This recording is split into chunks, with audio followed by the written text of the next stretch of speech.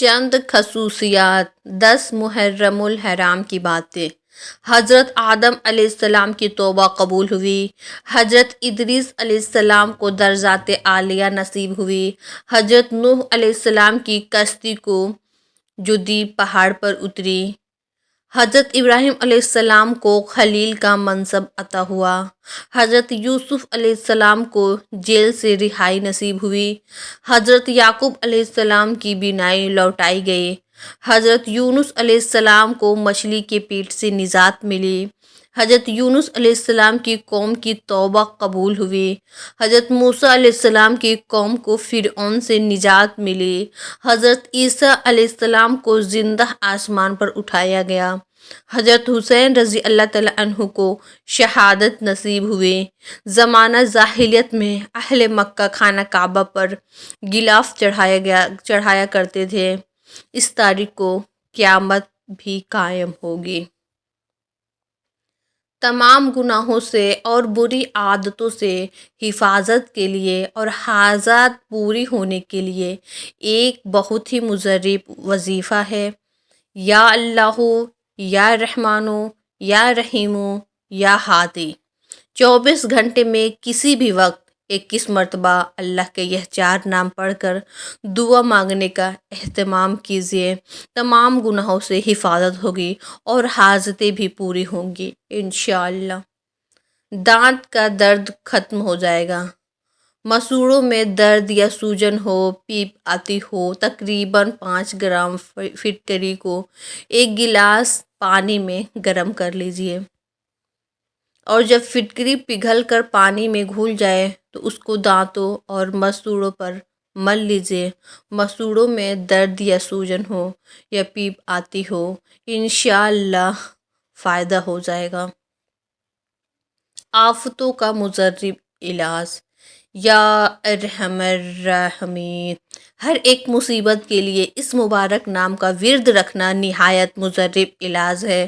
حضرت زید رضی اللہ تعالیٰ عنہ کو ایک وقت ایک ڈاکو نے پکڑا اور آپ رضی اللہ تعالیٰ عنہ کے قتل کا ارادہ کیا۔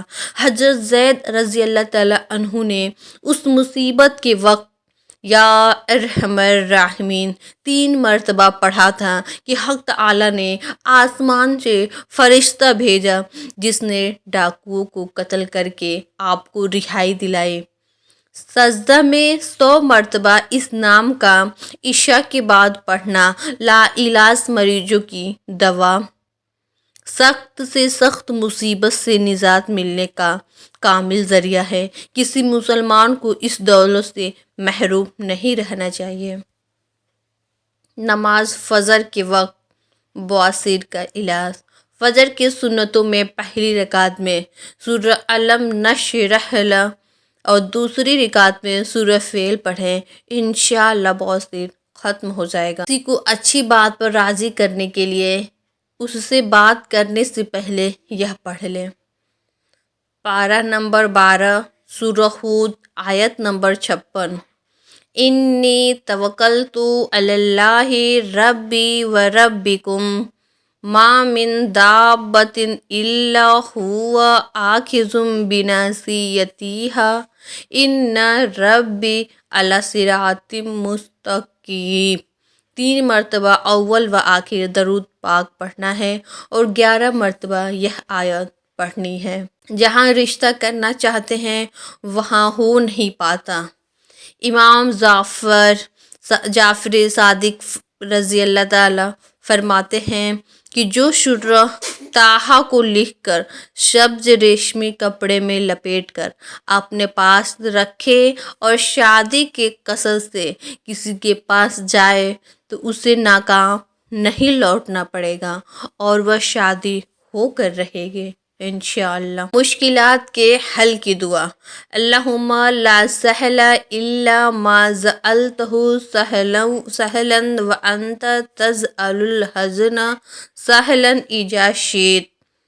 اے اللہ، کوئی کام آسان نہیں مگر جسے تو آسان کر دے، اور جب تو چاہتا ہے مشکل کو بھی آسان کر دیتا ہے۔ رسول اللہ صلی اللہ علیہ وسلم نے فرمایا، بیماری سے شفا کے لیے دم۔